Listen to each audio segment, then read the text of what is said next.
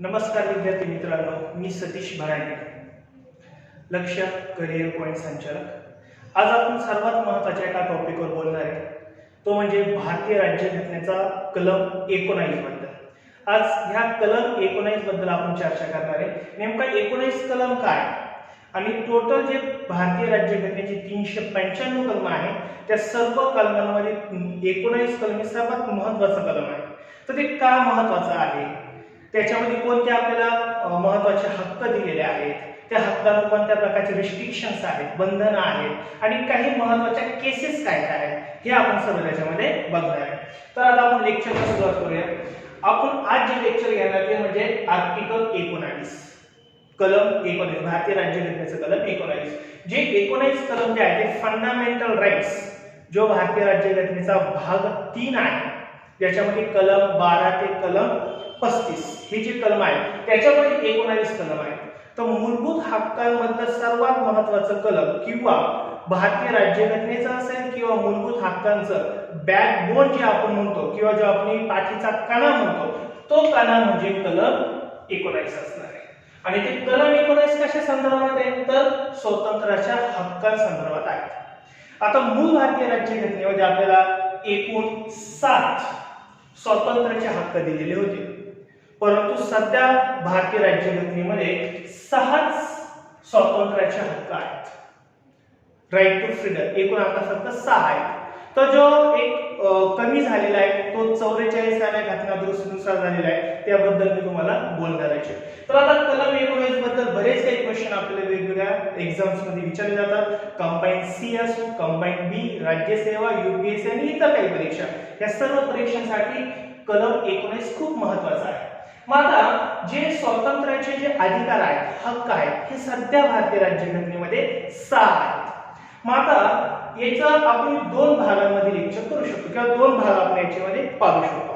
एक भाग कोणता, तर भारतीय लोकांना नेमके कोणते हक्क दिलेले आहेत, आणि दुसरा भाग आपण पाहू शकतो त्या हक्कांवरती काही महत्त्वाचे बंधन आहेत, रिस्ट्रिक्शन आहेत। कारण की सर्वच अधिकार देऊन टाकले तर लोक कोणत्या वेळेत चाल करू शकतात, तर काहीतरी रिस्ट्रिक्शन असले पाहिजे। तर ते दुसरा भाग जो आपण बघणार तो म्हणजे रिस्ट्रिक्शनचा भाग आपण बघणार आहे। आता याच्याबद्दल 2-3 महत्त्वाचे प्रश्न विचारलेले आहेत की कलम 19 कशा संदर्भात आहे, मूळ भारतीय राज्यघटनेत एकूण किती हक्क होते, तर 7 होते, सध्या आहे 6 हक्क आहेत।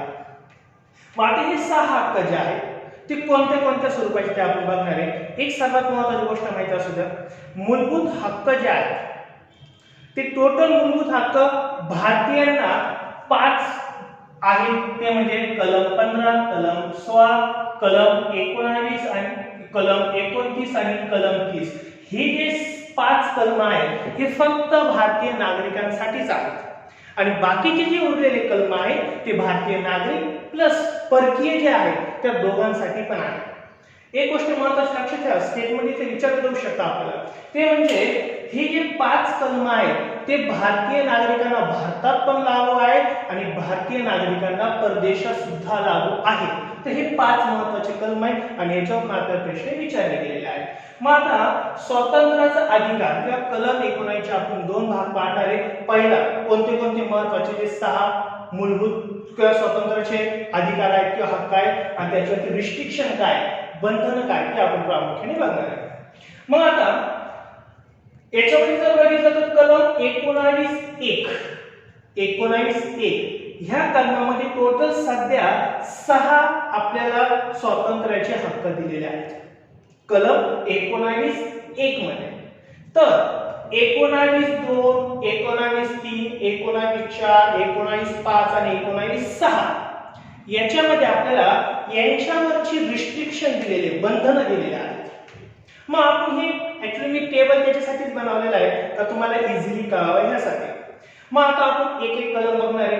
कलम 19(1) आणि त्याचं पोट कलम आहे ए। मग ए, बी, सी, डी, ई आणि जी हे 6 सध्या आपल्याला स्वातंत्र्याचे अधिकार दिलेले आहेत। ज्यातला इथं जो एफ होता तो आता काढून टाकलेला आहे।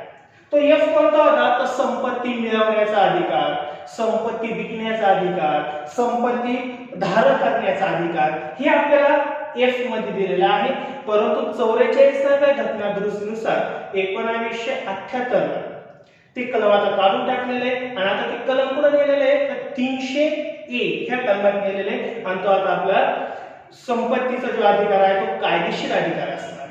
मग आता ही जे कोणते अधिकार आहेत ते आपण बघणार आहे, ज्यातला आपण पहिला बघणार आहे कलम 19(1) आणि त्याचं उपकलम 1. याच्यात काय दिलं आपल्याला भाषण व अभिव्यक्ती स्वातंत्र्य. आता भाषण आणि अभिव्यक्ती स्वातंत्र्य कलम छोटा वाटतं आपल्याला, दोनच शब्द आहेत, परंतु याची व्याप्ती खूप मोठ्या प्रमाणात आहे. काय त्यात आपण बघू. भाषण स्वातंत्र्य म्हणजे आपण सभेमध्ये भाषण देऊ शकतो, जसं मी भाषण देतोय किंवा अजून लोक भाषण देत असतील, बोलत असतील, याचे हक्क आपल्याला 19(1) या कलमात दिलेले आहे. आणि दुसरा आहे अभिव्यक्ती स्वातंत्र्य. अभिव्यक्ती स्वातंत्र्य म्हणजे काय, आपल्या मनातली भावना प्रगट करणे, याला आपण म्हणतो अभिव्यक्ती स्वातंत्र्य. मला अभिव्यक्ती स्वातंत्र्य मध्ये अनेक गोष्टी आहेत, ही खूप मोठी व्यापक कन्सेप्ट आपल्याला बघायला मिळते. मग आता याच्यात कोणते कोणते महत्त्वाचे क्वेश्चन्स विचारले जातात त्याच्यावर आपण एक महत्त्वाचे हायलाइट देणार. मग आता भाषण व अभिव्यक्ती स्वातंत्र्यामध्ये काय काय महत्त्वाच्या गोष्टी येणार आहेत, म्हणजे दोन शब्द आपल्याला बघायला मिळतात, भाषण करण्याचा आणि आपलं मत मांडण्याचे अधिकार, परंतु एवढंच नाही, त्याच्या पलीकडे खूप काही गोष्टी आहेत. जसं याच्यात सर्वात महत्त्वाचा आपल्याला जो अधिकार दिलेला आहे, जो आपल्याला स्वातंत्र्याचा हक्क दिलेला आहे, तो म्हणजे माहितीचा अधिकार. हा सुद्धा कलम 19(1) मध्ये येतो, माहितीचा अधिकार. साधारण त्याच्यामध्ये 7 ते 8 आपल्याला स्वातंत्र्य बघायला मिळतात. त्यामध्ये माहितीचा अधिकार म्हणजे आपण सरकारकडून माहिती घेऊ शकतो, वेगवेगळ्या ज्या संघटना आपण त्यांच्याकडून माहिती घेऊ शकतो. हा भारतीय लोकांचा हक्क असणार आहे आणि हा फक्त भारतीय लोकांचाच असणार आहे. त्यानंतर दुसरा आहे स्वतःचे मत मांडण्याचा अधिकार आणि त्याचबरोबर दुसऱ्यांचे मत सुद्धा आपण मांडू शकतो. दुसऱ्यांचे मत खूप महत्त्वाचा पॉइंट आहे हा. म्हणजे माझं स्वतःचं मत असं असेल की कोरोनाच्या काळात परीक्षा घ्यायच्या का नाही घ्यायच्या हे मी मत मांडू शकतो, हे झालं स्वतःचं मत मांडणं. आणि दुसरं अजून काय सांगितलेलं आपल्याला ते म्हणजे दुसऱ्याचं सुद्धा मत आपण मांडू शकतो. उदाहरणार्थ काय, तर मी असं म्हणेल महात्मा गांधीजी 1932 ला असं म्हटले होते की आरक्षण नोकऱ्यांमध्ये नसावं, आणि नंतर म्हणून महात्मा गांधीजी असं म्हटले, मी असं म्हटलेलं नाही. म्हणजे महात्मा गांधीजी काय बोलले असतील, आंबेडकर काय बोलले असेल, नेहरू काय बोलले असेल, म्हणजे दुसऱ्याचे मत मांडण्याचा अधिकार सुद्धा आपल्याला याच्यामध्ये आहे. हा दुसरा एक महत्त्वाचा आपल्याला अधिकार बघायला मिळतो, स्वातंत्र्य बघायला मिळतं. तिसरं म्हणजे आता तुम्ही एक न्यूज मध्ये ऐकलं असेल, जम्मू काश्मीर आणि केरळमध्ये इंटरनेट वापरण्याचा अधिकार, तर तो सुद्धा 19(1) कलमामध्ये इंटरनेट वापरायचा अधिकार.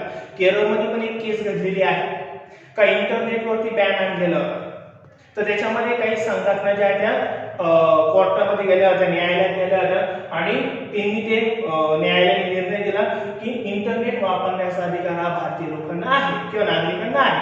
मग ते जम्मू काश्मीरमध्ये पण खूप मोठ्या प्रमाणात झालेलं आहे. 2008-19 ला खूप मोठ्या प्रमाणात झालेले आहे. ही केस तर खूप गाजलेली आहे. त्यानंतर जाहिरात करण्याचा अधिकार, जाहिरात करण्याचं स्वातंत्र्य दिलेले. म्हणजे बघा ना, आपण बघतो ना फॅरलोलीची जाहिरात, 1 मिनिटात फॅरलोली लावली की लगेच गोर होऊन जातो माणूस. मग तो आपला अधिकार आहे, आपण असं म्हणू नाही शकत का तुम्ही अशी जाहिरात करू नका, एका दिवसात फॅरलोली लावलं लगेच कसं काय गोर होणार आहे, होत नाही. परंतु त्यांना जाहिरात करण्याचा अधिकार आहे, कारण की हा कलम 19(1) मध्ये दिलेला आहे. त्यानंतर सर्वात महत्त्वाचा एक अधिकार आहे शांत बसण्याचा अधिकार. म्हणजे आपण एखाद्याला उत्तर दिलंच पाहिजे असं आपल्यावर बंधन नाही, आपण शांत बसू शकतो. आपण बऱ्याच वेळेस आता सर्वोच्च न्यायालयाची एक महत्त्वाची मागे केस होती, राष्ट्रगीताच्या वेळेस आपण शांत उभं राहिलो किंवा बसलो, त्याच्यावर बरेच वाद निर्माण झाले होते. तर सर्वोच्च न्यायालयाने याच्यात खूप महत्त्वाचं स्टेटमेंट दिलेले. ते स्टेटमेंट काय दिले, राष्ट्रगीत चालू असताना माणूस जर बसेल असेल तर बसून राहू शकतो, उभा असेल तर उभा राहू शकतो, तो राष्ट्रगीत म्हटला तरी चालेल, नाही म्हटला तरी चालेल, कारण की त्याला शांत राहण्याचा अधिकार आहे, तो आपण हिरावून घेऊ शकत नाही. हे सुद्धा तेच कलम आहे. त्यानंतर मीडिया असेल, प्रिंट मीडिया असेल, याचं सुद्धा आपल्याला स्वातंत्र्य दिलेलं आहे. मग आता मीडिया म्हणजे काय, टीव्हीवरच्या बातम्या वगैरे त्याच्यावर आपण बातम्या दाखवू शकतो. प्रिंट मीडिया असेल त्याचं पण आपल्याला स्वातंत्र्य आहे. त्यानंतर सर्वात महत्त्वाचं आता जे व्हॉट्सअप असेल, फेसबुक असेल, ट्विटर असेल, याच्यावर आपण आपले मत सोशल फील्ड म्हणतो, त्याच्यावर पण आपण मत मांडण्याचा आपल्याला अधिकार आहे. तर तो सुद्धा आपल्याला कलम 19(1) नुसार दिलेला आहे. त्यानंतर संपात भाग घेण्याचा अधिकार पण आहे आणि संपात भाग न घेण्याचा अधिकार सुद्धा आपल्याला याच्यातच दिलेला आहे. म्हणजे एखाद्या संपात आपण भाग घेऊ पण शकतो किंवा तो न घेण्याचा आपण नाकारू पण शकतो. आता एक सर्वात महत्त्वाचं IPCचा 377 एक कलम चर्चेत होतं, ते म्हणजे समलिंगी. हे काय का दोन पुरुष लग्न करू शकतात किंवा दोन स्त्रिया लग्न करू शकतात किंवा ते सोबत राहू शकतात. ही भारतात पहिली परवानगी नव्हती, पण आता 377 कलम रद्द केलेले. त्याचं कारण काय तर अभिव्यक्ती. आपलं मत आपण आपले मत असेल, आपल्या मधल्या भावना असेल ते आपण कोणाबरोबर प्रकट करू शकतो. मग मी मुलगा असेल तर मुलाबरोबर करू शकतो, मी मुलगी असेल तर मुलीबरोबर फोन करू शकतो. समलिंगी हे सुद्धा याच्यातलं एक महत्त्वाचा आपल्याला अधिकार किंवा स्वातंत्र्य बघायला येतं. मग एवढे सर्व आपल्याला या पहिल्याच कलमामध्ये स्वातंत्र्य दिलेले आहे. परंतु याच्यावर काही महत्त्वाचे रिस्ट्रिक्शन असणार आहे. म्हणजे मी तुम्हाला सांगितलं उद्या माहितीचा अधिकार, मी कोणाची पण माहिती बोलले का, काय त्याच्यावर काही रिस्ट्रिक्शन आहे. स्वतःचं मन मी काही मी कोणाला पण शिवाय देऊ शकतो का, मी कोणाला पण वाईट बोलू शकतो का, नाही, त्याच्यावर पण काही रिस्ट्रिक्शन आहे. मी कसल्या पण जाहिराती देऊ शकतो का खोट्या नाट्या, असं पण नाही, त्याच्यावर पण काही रिस्ट्रिक्शन आहे. मी इंटरनेटचा वापर पुढे पण केला. बऱ्याच ठिकाणी आता कॉलेजेसमध्ये अश्लील व्हिडिओ बघण्यास परवानगी नाहीये. मग आपण असं म्हणू शकतो का आम्हाला कॉलेजमध्ये अश्लील व्हिडिओ बघण्याचा अधिकार आहे, तर तो नाही. त्याच्यावर काहीतरी बंधन ठेवले, या प्रत्येकावर काहीतरी बंधन आहे. मग ते बंधन कशात आहे तर ते भारतीय राज्यघटनेचं कलम 19(2) मध्ये सांगितलेलं आहे. म्हणजे बघा 19(1) ला स्वातंत्र्य दिलेले आणि 2 मध्ये त्याच्यावरती काय दिलेले रिस्ट्रिक्शन दिलेले, काही महत्त्वाचे त्याच्यावरती निर्बंध दिलेले आहेत. मग निर्बंध कोणते कोणते आहेत? आता तसं पाहायला गेलं तर नेमके भारतीय राज्यघटनेमध्ये कोणते निर्बंध पाहिजे होते हे काही मूळ भारतीय राज्यघटनेत दिलेलं नव्हतं. पण नंतर घटना दुरुस्ती 1 करण्यात आली किंवा आणि नंतर घटना दुरुस्ती करण्यात आल्या. न्यायालयाचे काही महत्त्वाचे निर्णय देण्यात आले. सरकारने काही कायदे करत होतं ज्याच्यामुळं भारतीय लोकांच्या स्वातंत्र्यावर गदा येत होती. मग हे स्वातंत्र्याचे जे कायदे आहेत, जी गदा येणारे कायदे आहेत, ते न्यायालयाने संपुष्टात आणले. मग हे संपुष्टात कशामुळे आणले तर भारतीय राज्यघटनेचा कलम 13. भारतीय राज्यघटनेचा कलम 13 खूप महत्त्वाचा आहे. म्हणजे न्याय व्यवस्था किंवा न्यायपालिका आणि सरकार यांच्यात जो काही वाद निर्माण होतो त्याला सर्वात महत्त्वाचं कारण आहे कलम 13. कलम 13 मध्ये आपल्याला सांगितलंय न्यायालयीन पुनर्लोकन. न्यायालयीन पुनर्लोकन म्हणजे काय तर सरकार जे काही कायदे करत ते कायदे योग्य आहे का नाहीये हे तपासण्याचे अधिकार न्यायालयाला दिलेले कलम 13 नुसार. मग 13 नुसार खूप वादविवाद आहे. केशवानंद भारती केस मी तुम्हाला पुढे सांगेल. केशवानंद भारती केस मध्ये एवढे वादविवाद आहेत 1973 पर्यंत, तर ते सगळे कलम 13 मध्ये झालेले वादविवाद आहेत. त्याच्यावर आपण नंतर एक सविस्तर लेक्चर घेणार आहे. पण आता रिस्ट्रिक्शनच्या संदर्भात बंधनाच्या संदर्भात आपण काही महत्त्वाच्या केसेस बघणार आहे. खूप केसेस आहे पण मी फक्त महत्त्वाच्या 2-3 बघणार आहे. ज्याच्यामध्ये आहे रमेश थापर वर्सेस आंध्र प्रदेश. ही एक केस आहे. ही केस 1950 ची केस आहे. भारतीय राज्यघटनेची अंमलबजावणी झालेली केस आहे. तर ही केस कशा संदर्भात आहे तर एक मद्रासमध्ये एक न्यूजपेपर होता. तो न्यूजपेपर म्हणजे क्रॉस रोड न्यूजपेपर हा एक न्यूजपेपर होता. त्या न्यूजपेपरने काय केलं होतं नेहरू सरकारवरती काही ताशारे ओढले होते की नेहरू सरकारच्या काही ज्या काही पॉलिसीज होत्या त्या पॉलिसी चुकीच्या आहेत असं त्या न्यूजपेपर मधून सांगितलं होतं. मग सरकारने आणि आंध्र प्रदेश सरकारने त्या पेपरवरती काही महत्त्वाचे रिस्ट्रिक्शन आणले का तुमचा हा पेपर चालून दिला जाणार नाही, त्याचं वाटप बंद करायचं वगैरे वगैरे हे सगळं सांगितलं. म्हणजे एक प्रकारे पेपर बंद करण्याची वाटचालच होती. मग रमेश थापर यांनी सर्वोच्च न्यायालयामध्ये गेले का हा माझ्यावर एक अन्याय उरायला आणि हे कशामुळे अन्याय होतं तर कलम 19(1) नुसार माझ्यावर अन्याय होतोय. कारण की मला भाषण आणि व्यक्ती स्वातंत्र्य आहे ना, मग माझ्यावर सरकार असं निर्बंध कोणत्या पण स्वरूपात आणू नाही शकत. मग ते सर्वोच्च न्यायालयाने लगेच निर्णय दिला. काय निर्णय दिला की प्रिंट मीडिया असेल किंवा मीडिया असेल याच्यावर सरकार कोणत्याही प्रकारचे स्वखुशीने निर्बंध आणू शकत नाही. पेपरला तेवढं स्वातंत्र्य दिलेले आहे. फक्त देशाची अखंडता सार्वभौमता ही जर खूप धोक्यात आली असेल तरच आपण त्याच्यावरती निर्बंध आणू शकतो असं सर्वोच्च न्यायालय बोललं. ती एक महत्त्वाची केस आहे. त्यानंतर ब्रिजभूषण वर्सेस दिल्ली सरकार, ही पण एक महत्वाची केस आहे. याच्यामध्ये पण हीच गोष्ट घटना घडली होती ती कोणती की व्यक्ती सरकारच्या विरुद्ध बोलू शकत नाही किंवा सरकारच्या विरुद्ध निषेध करू शकत नाही, असं ब्रिजभूषण यांच्यावरती दिल्ली सरकारने काय आरोप लावले होते. तर ब्रिजभूषण यांचं म्हणणं होतं की मला भारतीय राज्यघटनेचे कलम 19 मध्ये अधिकार दिलेले आहे, मला भाषण अभिव्यक्ती स्वातंत्र्य आहे. त्यानंतर पुढची एक केस आहे ते म्हणजे मेनका गांधी वर्सेस भारत सरकार, 1978 ची केस आहे. याच्यामध्ये पण काय असं सांगितलं होतं की भारतामध्ये फिरण्याचा किंवा भारताबाहेर फिरण्याचा अधिकार आहे का नाहीये, याच्याबद्दलच्या काही महत्त्वाच्या गोष्टी दिलेल्या होत्या. तर याच्यामध्ये असं सांगितलेलं आहे की मेनका गांधी केसमध्ये भारतात त्याचबरोबर भारताबाहेर जरी भारतीय व्यक्ती गेला तरी स्वतःचे विचार आदान प्रदान करण्याचा अधिकार असणार आहे. याचा अर्थ तो आदान प्रदान विचारांचे आदान प्रदान करण्याचा अधिकार फक्त भारतात असं नाहीये, तर भारताच्या बाहेर सुद्धा असणार आहे, मेनका गांधी केस मध्ये सांगितलं होतं. त्यानंतर सर्वात महत्त्वाची केस आहे, खूप भारी केस आहे, ती म्हणजे सकाळ पेपर. सर्वांना माहितीच आहे सकाळ पेपर वर्सेस भारत सरकार 1962. केंद्र सरकारने सकाळ पेपरवर काही निर्बंध आणले होते. काय निर्बंध आणले होते तर पेपर किती रुपयाला असावा, पेपरची साईज किती असणार, पेपरमध्ये पानं किती असणार, पेपरला पुरवठा किती असणार, असं काहीतरी पूर्ण पेजवर माहितीच काढली होती. म्हणजे एक प्रकारे सकाळ पेपरवरती निर्बंध आणलेले होते. मग सकाळ पेपर सर्वोच्च न्यायालयात गेलं, सर्वोच्च न्यायालयात सांगितलं की माझं 19(1) ह्या कलमाचं उल्लंघन होऊ राहिलं. मग न्यायालयाने सांगितलं की तुम्ही अशा न्यूज पेपरवर कोणत्या प्रकारे निर्बंध आणू शकत नाहीये, का तर त्याच्यामुळे कोणत्या प्रकारे देशाची एक अखंडता एकत्वता काही धोक्यात येणार नाहीये. ते ह्या काही महत्वाच्या केसेस आहे. मग ह्या कलम 19(1) नुसार मग आता नेमके कोणती रिस्ट्रिक्शन आहे तर सध्या 8 रिस्ट्रिक्शन आहेत. सध्या किती रिस्ट्रिक्शन आहे, बंधनं किती आहेत, 8. तर कोणते कोणते आहे, राष्ट्राची संरक्षण झालं पाहिजे, त्यानंतर सार्वभौमत्व टिकलं पाहिजे, आपल्या कोणत्याही कृत्यामुळे ह्या गोष्टी घडता कामा नये, हे बाधा येता कामा नये, अखंडता राहिली पाहिजे, म्हणजे देशाचे आपण तुकडे वगैरे करता कामा नाहीये, मैत्रीपूर्ण संबंध राहिले पाहिजे इतर देशांबरोबर. उदाहरणार्थ काय, आपले आणि अमेरिका असेल, आपले आणि रशिया असेल, आपले आणि फ्रान्स असेल, ह्या देशांबरोबर आपले खूप चांगले संबंध आहेत. तर ह्या संबंधांमध्ये कोणत्या प्रकारची बाधा येता कामा नाहीये, अशा प्रकारचं आपण कृत्य करायचं. पण हे कोणासाठी, फक्त मित्र राष्ट्रांसोबतच आहे. आता आपण पाकिस्तान बरोबर लागत ना घाण बोलतो, शिव्या देतो, सध्या चीन बरोबर तर आपलं एवढं डेंजर वातावरण आहे का युद्ध होऊ राहिलं असं झालेली परिस्थिती. परंतु त्यांच्याबद्दल आपण काही बोललं तर चालेल, पण रशिया असेल, फ्रान्स असेल, अमेरिका असेल, कॅनडा असेल, ब्राझील असेल, साऊथ अमेरिका असेल, ह्या देशांबरोबर आपले मैत्रीपूर्ण संबंध आहे. तर ते मैत्रीपूर्ण संबंध आपण बिघडवायचे नाही. बिघडल्यास काय राहणार आहे, तर गुन्हा असणार आहे, रिस्ट्रिक्शन आहे. त्यानंतर सार्वजनिक सुव्यवस्था टिकवली पाहिजे, नंतर दंगल करतोय हे करतोय असं होता कामा नाहीये, न्यायालयाचा अवमान करता कामा नाहीये, कोणत्या प्रकारचा अवमान करता कामा नाहीये. मागे दिल्लीमध्ये घटना घडली होती, दहीहंडी 20 फुटापेक्षा जास्त नसावी, मग लोकांनी काय केलं तर झोपून दहीहंडी फोडली होती. पण मग न्यायालय असं म्हटलं घाडग्याचा अपमान झालेला नाही.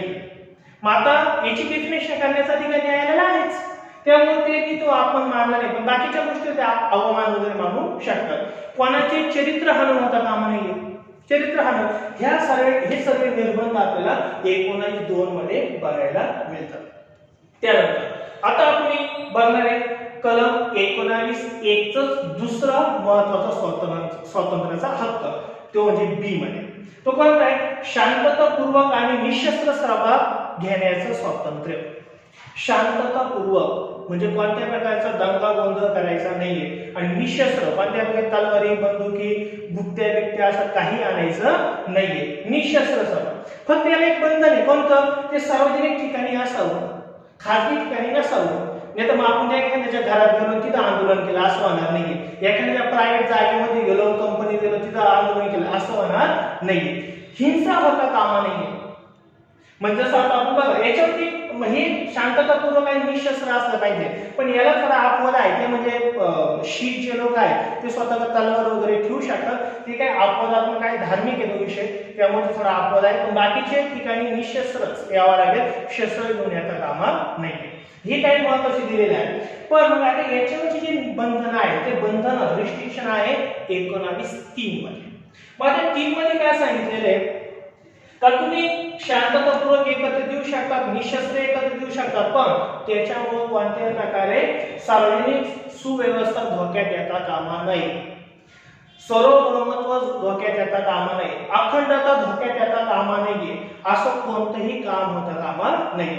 आणि जर असं होत असेल तर आयपीसीचे कलम 141 याच्यामध्ये असं सांगितलेलं आहे की जर सरकारला असं वाटलं किंवा न्यायपालिकेला असं वाटलं किंवा लॉ अँड ऑर्डरला असं वाटलं की याच्यात काहीतरी प्रॉब्लेम होऊ राहील, याचं काहीतरी उल्लंघन होतंय, तर आयपीसीचं कलम 141 नुसार 5 किंवा त्यापेक्षा जास्त लोकांना एकत्रित येण्याचा अधिकार नाहीये आणि असं केल्यास त्यांना मग वेगवेगळ्या प्रकारची शिक्षा केली जाऊ शकते.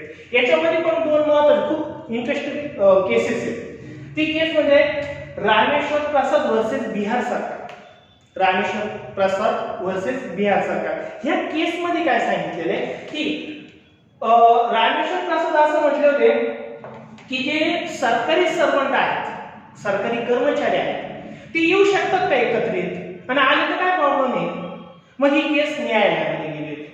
बिहार सरकार असं बोललं तर असं होणार नाही, तुम्ही असं करू शकत नाही, परंतु ही मग केस सर्वोच्च न्यायालयात गेली होती आणि मग सर्वोच्च न्यायालयाने असं सांगितलंय की जे सरकारी कर्मचारी आहेत ते एकत्रित येऊ शकत नाहीत, जे पूर्णवेळ सर्व्हिस मध्ये आहेत ते देऊ शकत नाही. पण नंतर न्यायालयाचे स्टेटमेंट आहे जर त्यांचे हक्क जर त्यांना हिरावून घेतले जात असतील तर ते एकत्रित येऊ शकतात, अशा प्रकारची केस आहे. त्यानंतर एक महत्त्वाची केस आहे रामलीला मैदानावरची. आपल्याला सगळ्यांना माहिती 2011-12चा किस्सा आहे. रामदेव बाबा यांनी रामलीला मैदानावरती एक आंदोलन केलं होतं, पोळ घोटाळा वगैरे वगैरे बऱ्याच काही गोष्टी आहेत, त्याच्यात ते आंदोलन केलं होतं. तर मुंबई पोलीस जे आहे ते रात्री 12-1 वाजता गेले रामदेव बाबाला उचललं होतं. मग रामदेव बाबा सारीगाम आला वगैरे होता. तर रामदेव बाबा सर्वोच्च न्यायालयात गेले होते. त्याच्यात काय सांगितलं की न्यायालयाने मग दिल्ली सरकारलाच खर्चवलं, त्या पोलिसांनाच खर्चवलं. का ते माणसं एकतर शांततापूर्वक आंदोलन करत होते, त्यामुळे त्यांना तिथून हलवण्याचा तुमचा काही एक अधिकार नव्हता. दुसरं सर्वात महत्वाचं न्यायालयाने सर्वात महत्वाचा निर्णय दिला कोणता माहितीये, त्यांचा झोपाचा तुम्ही अधिकार हिरावून घेतला, झोपायचा अधिकार. कारण की रात्री झोपलेले होते, झोपण्याचा अधिकार पण हिरावून घ्या, तुम्ही हे झोपण्याचा अधिकार हिरावून घेऊ शकत नाही. ते असे काही महत्त्वाचे निर्णय दिले होते. तर हे आपल्याला काही महत्त्वाच्या केसेस पण आपल्याला याच्यामध्ये बघायला मिळतात. त्यानंतर आता आपण कोरोनाचा काळ बघतो. कोरोनाच्या काळात सुद्धा अशा प्रकारचे रिस्ट्रिक्शन आहेत, ते पण आपल्याला याच्यामध्ये बघायला आजाराच्या वगैरे प्रसंगात पण येऊ शकतात. त्यानंतर पुढचा कलम आहे 19(1)(c). याच्यामध्ये संस्था, सहकारी संस्था, संघटना स्थापन करण्याचा अधिकार. आता तसं पाहायला गेलं तर मूळ भारतीय राज्यघटनेमध्ये संस्था आणि संघटना स्थापन करण्याचाच अधिकार होता. परंतु सहकारी संघटना हा एक नवीन मुद्दा आला आणि तो आला आय थिंक 97व्या घटना दुरुस्तीनुसार. 97वी घटना दुरुस्ती केली होती, त्यानुसार सहकारी संस्था हा शब्द टाकलाय. मूळ भारतीय राज्यघटनेत हा शब्द नव्हता. हे सर्वात महत्त्वाचे, ज्याचा प्रश्न विचारला पण गेलेला आहे. मग आता कोणतीही प्रकारे राजकीय संघटना स्थापन करण्याचा हक्क आहे, कामगार संघटना स्थापन करण्याचा हक्क आहे, कोणत्याही संघटनेमध्ये सहभाग घ्यायचा पण अधिकार आहे आणि न घेण्याचा सुद्धा अधिकार आहे. मग या संघटना स्थापन करणं, सहकारी संघटना आणि संघटना हे आपल्याला काही महत्त्वाचे आहे. मग आपण कोणती कंपनी स्थापन करू शकतो, एखादी संघटना स्थापन करू शकतो, पण मग याच्यावरती पुन्हा निर्बंध आहेत. मग आपण संघटना स्थापन करू शकतो, याचा अर्थ आतंकवादी संघटना स्थापन करू शकतो का कोणी? नाही, ही रिस्ट्रिक्शन आहे. तर याचे जे बंधन आहे ते आपल्याला कशात दिलेले आहे, ते 19(4). मग 19(4) मध्ये काय सांगितले, आपण या संघटना स्थापन करू शकतो, पण ह्या संघटनेने सार्वजनिक सुव्यवस्था, नीतिमत्ता याला बाधा येता कामा नये. आणि याला बाधा येत असेल तर मग त्यांच्यावरती कारवाई होऊ शकेल. याच्यामध्ये खूप महत्त्वाची केस आहे आणि ती केस म्हणजे all India bank employment association 1992 ची खूप महत्त्वाची एक केस आहे. त्या केसमध्ये सर्वोच्च न्यायालयाने असा निर्णय दिलाय की संघटना स्थापन करण्याचा हक्क आहे, परंतु ती संघटना कधीही बंद करण्याचा अधिकार नाही. म्हणजे एखादी संघटना आपण स्थापन करतो किंवा एखादी युनियन स्थापन करतो, पण ती कधी पण बरखास्त करण्याचा अधिकार नाहीये. ती बरखास्त करण्यासाठी वेगवेगळ्या प्रोसिजर आहे त्या कराव्या लागतात. उदाहरणार्थ मी एखादी कंपनी खोलली, कंपनीत अनेक लोक माझ्या कामाला 100-200 माणसं कामाला आले आणि मी लगेच काही दिवसांनी ठरवलं की मला कंपनी बंद करायची, तर त्या लोकांवरती मोठ्या प्रमाणामध्ये अन्याय होऊ शकतो. म्हणजे संघटना स्थापन करण्याचा अधिकार असेल, परंतु संघटना बंद करण्याचा अधिकार असेलच असं नाहीये. त्यासाठी सरकारच्या नियमावलीचं पालन केलंच गेलं पाहिजे. काही अशा संघटना आहेत, म्हणजे काही संघटना म्हणजे देशाला अखंडता धोक्यात आणण्यासाठीच्या काही संघटना आहेत. मग त्यासाठी भारत सरकारने संघटना अनलॉफुल ऍक्ट 1967 आणलेला आहे. 1967 ला एक कायदा आणलेला आहे. तो कायदा कशासाठी? तर ज्या काही देशाच्या विरुद्ध ज्या संघटना आहेत त्या बंद करण्यासाठीच्या आहेत. मग याच्यामध्ये अनेक संघटना आतापर्यंत भारताने बंद केल्या, ज्याच्यामध्ये जैश-ए-मोहम्मद असेल, लष्कर-ए-तैयबा असेल आणि काही नॉर्थ ईस्ट मधल्या संघटना असेल, काही जम्मू काश्मीर मधल्या संघटना असेल. ह्या संघटनेवरती काही बॅन सरकारने आणलेला आहे, कारण की देशाच्या विरुद्धच्या संघटना आहेत त्याच्यावर बॅन आणू शकतात. इव्हन RSS ज्यावेळेस महात्मा गांधींची हत्या झाली नथुराम गोडसेकडून, त्यावेळेस स्वतः नेहरू सरकारने RSS ला 1948 वर बॅन आणला होती, बंद केली होती, कारण की आतंकवादी संघटना आहे, कारण की गांधी मारण्याच्या मागे त्यांचा हात आहे असं वाटलं होतं. त्यानंतर 1975 ला पण RSS पुन्हा बंदी आणली होती. त्यानंतर 1992 ला पुन्हा बंदी आणली होती, पण सध्या बंदी नाही, कारण की RSS तसं काही काम करतच नाही. खूप चांगलं काम आहे RSS करत आहे, परंतु अशी आपल्याला काही महत्त्वाची बंधनं बघायला मिळतात. सरकारला जेव्हा जेव्हा संशय येईल तेव्हा तेव्हा ते बॅन करू शकतात. पण हे सगळे रिस्ट्रिक्शन जे तुम्हाला मी सांगतोय ना, हे सरकार कोणत्या प्रकारे रिस्ट्रिक्शन आले, परंतु ते बरोबर आहे का चूक आहे हे ठरवण्याचा अधिकार कोणाला असणार आहे? तर न्यायालयाला असणार आहे. कलम 13. म्हणजे सरकारने कायदे जरी केले पण ते योग्य जर नसेल तर ते काय करणार आहे? न्यायालय ते बरखास्त करणार. असं तुम्ही करू शकत नाही असं ते म्हणू शकतील का? तो डायरेक्ट रद्द करून टाकतील. ते एक आपल्याला महत्त्वाची एक तुम्हाला केस तुम्ही सांगितली. त्यानंतर पुढचा कलम आहे 19(1)(b). भारतात कुठेही मुक्तपणे संचार करण्याचा अधिकार आहे. भारतात आपण कुठेही फिरू शकतो. मग आपण कोणत्याही राज्यात जाऊ शकतो, कुठेही फिरायला जाऊ शकतो वगैरे, मुक्त संचार करण्याचा अधिकार आहे. परंतु त्याच्यावर रिस्ट्रिक्शन आहे 19(5) नुसार. आता 19(5) जे रिस्ट्रिक्शन आहे हे दोघांसाठी पण आहे. 19(1)(b) पण आणि E पण, दोघांचं पण रिस्ट्रिक्शन एकाच कलमात आहे. का? तर दोन्ही पण कलम जवळपास सारखेच आपल्याला बघायला मिळतात, त्यामुळे त्यांचे रिस्ट्रिक्शन सारखेच आहे. ते आपण एकत्रित बघू. त्यानंतर E जे आहे, याच्यामध्ये काय? भारतात कुठेही मुक्तपणे राहण्याचा आणि स्थानिक होण्याचा सुद्धा अधिकार आहे. आता जसं आपण बघितलं 5 ऑक्टोबर 2019 ला जम्मू काश्मीर आता भारतात विलीन झालं, त्यांचं 370 कलम आता आपण रद्द केलेले आहे. तर खऱ्या अर्थाने भारत आता संघ राज्य झालेलं आहे. खऱ्या अर्थाने आता भारताचा असा अपवादात्मक कोणताही भाग राहिलेला नाहीये, त्यामुळे भारतात आता आपण पुढेही फिरू शकतो. जम्मू काश्मीर आता अपवाद राहिलेला नाही, जे आपल्याला 1 वर्ष पूर्वी ती घटना घडली होती. आणि भारतात पुढे राहण्याचा अधिकार आहे आपल्याला. म्हणजे UPचा माणूस महाराष्ट्रात राहू शकतो, महाराष्ट्राचा बिहारमध्ये जाऊ शकतो, बिहारचा आता जम्मू काश्मीरमध्ये जाऊ शकतो, कुणीही पुढे फिरू शकतो, कुणीही कुठं राहू पण शकतो, प्रॉपर्टी खरेदी पण करू शकतो आणि तिथंच काय नेहमीचं स्थानिक पण होऊ शकतो. हे सगळं आपल्याला बघायला मिळतं. पण आता मी जर म्हटलं मी भारतात कुठेही फिरू शकतो, तर मला असं वाटलं मला राष्ट्रपतीच्या भवनात फिरायला जायचे सहज, शक्य का ती गोष्ट? नाही. मी जर असं म्हटलं की मला एखाद्या अभयारण्यात जायचंय जे सरकारने रिझर्व्ह करून ठेवलेले, जे कोणाला परवानगी नाही आणि मला जायचं, जे मला अधिकार दिलेला आहे भारतीय राज्यघटनेने, तर असं होणार नाहीये. काही रिस्ट्रिक्शन आहे. मग ते रिस्ट्रिक्शन पुढे बघायला मिळतं आपल्याला दोघांचे पण, तर कलम 19(5) नुसार. मग पुढे आदिवासी क्षेत्र असेल तिथं आपल्याला बंधन येऊ शकतात. सार्वजनिक आरोग्याचा जर प्रश्न उद्भवला तरी सुद्धा आपल्याला बंधन येऊ शकतात. जसं कोरोनाने सांगितलं इकडे जाऊ नका, तिकडे जाऊ नका, हे करू नका, ते करू नका, म्हणजे बंधन आणलेले ह्यानुसार 19(5) नुसार आणलेले. त्यानंतर मला तुम्हाला माहित असेल मुंबई उच्च न्यायालयाने एक महत्त्वाचा निर्णय दिला होता, तो म्हणजे HIV ग्रस्त जे व्यक्ती आहेत त्यांच्यावरती निर्बंध घातले का तुम्ही कुठेही फिरू शकत नाही, तुम्हाला काहीतरी निर्बंध असणार आहे. असे निर्बंध सुद्धा न्यायालय पण घालू शकतं आणि सरकार पण तसे निर्बंध घालू शकतं. याच्यामध्ये खूप महत्त्वाची केस आहे, ते म्हणजे अजय चानू वर्सेस भारत सरकार, ती 1988 ची केस आहे. आता अजय चानू जो आहे हा 2 व्हीलरवरती हेल्मेट घालून, म्हणजे हेल्मेटची सक्ती केलेली होती, पण तो हेल्मेट घालून काही चालत नव्हता 2 व्हीलरवरती. मग त्याच्यावरती केस करण्यात आली का तू हेल्मेट का नाही घातलं.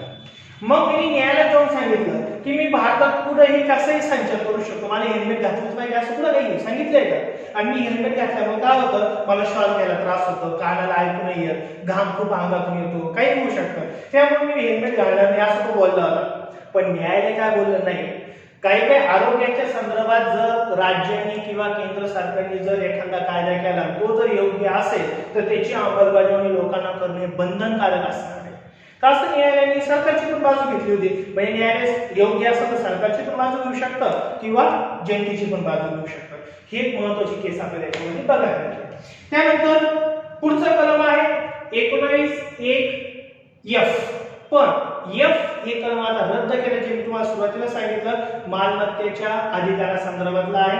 तो आता 301 ह्या कलमामध्ये टाकलेला आहे. तो आता आपला स्वातंत्र्याचा हक्क नसणार, तो जो लिगल राईट असणार आहे ते आपण स्किप करणार आहे. त्यानंतर 19(1)(g). हे जी मध्ये सांगितलंय कोणताही व्यवसाय धंदा व्यापार करण्याचा आपल्याला स्वातंत्र्य असणार आहे. कोणताही धंदा, मग आता आपण बघितलं कुणी क्लासेस सुरू करू शकतं, कुणी किराणा दुकान टाकू शकतं, कुणी मॉल उभा करू शकतं किंवा कुणी कोणता धंदा करू शकतं, पण तरी याच्यावरती निर्बंध आहेच. मग जर कोणताही व्यवसाय सुरू करू शकतो तर मी बॉम्ब बनवायचा व्यवसाय सुरू करू का, बॉम्ब बनवण्याचा व्यवसाय, असं होणं शक्य नाही. किंवा मग आपण बघतो याच्यावरती निर्बंध आहे किंवा वेश्या व्यवसाय निर्बंध आहे, लहान मुलांना व्यापार करून देण्याला किंवा धंदा करून देण्यास किंवा व्यवसाय करून देण्यास पण निर्बंध आहे.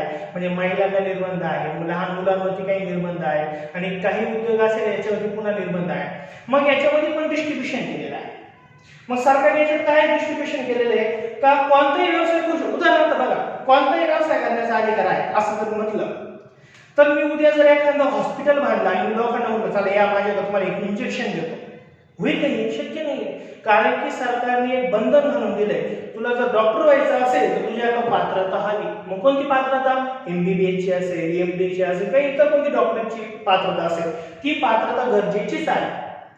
किंवा तू इंजिनियर नाही आणि तू एखादं बिल्डिंगचं काम करू राहिला, डॉक्टर नाही तर लोकांना तू सल्ले देऊ राहिला, असं शक्य आहे का, नाही. ही पात्रता आपण दिलेली आहे. काही काही व्यवसाय असे आहेत तर सरकार म्हणतं ते लोकांनी करायचे नाही, ते फक्त आम्ही करू, त्याला आपण म्हणतो राष्ट्रीयकरण. सरकार कोणत्याही व्यवसायाचं राष्ट्रीयकरण करू शकतं. जे आपण बघितलं बँकेचं राष्ट्रीयकरण केलं, रेल्वेचं राष्ट्रीयकरण आहे, त्यानंतर एव्हिएशनचं राष्ट्रीयकरण आहे, त्यानंतर अणुऊर्जेचं राष्ट्रीयकरण वगैरे आहे. तर ते राष्ट्रीयकरण म्हणजे सरकार स्वतःकडे ते व्यवसाय ठेवून घेऊ शकतं. म्हणजे ते व्यवसाय करण्यास निर्बंध असतील, काय रिस्ट्रिक्शन, निर्बंध आहे. कधी कधी काही काही व्यवसायात एक बंदी पण घालू शकतं. जसं वेश्या व्यवसाय बंदी आहे, 14 किंवा 18 वर्षाच्या आतील मुलांना धोकादायक ठिकाणी किंवा आता सर्वच ठिकाणी 14च्या आतील कोणत्याही मुलाला कुठेही काम करण्याचा अधिकार नाही, तर ते काही बंधनं पण घालू शकतं.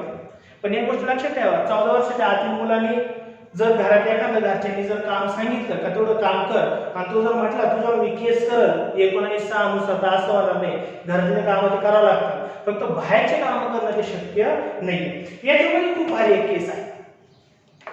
ती केस आहे डॉक्टर सुकुमार वर्सेस वेस्ट बंगाल, पश्चिम बंगाल. ही केस आहे, ती 1992 ची केस, 93 ची केस आहे. त्या केसमध्ये डॉक्टर सुकुमार यांनी असं विचारलं का व्यवसाय करण्याचा अधिकार दिलेला आहे का, कोणताही धंदा करण्याचा अधिकार आहे, कोणता उद्योग करण्याचा अधिकार आहे का.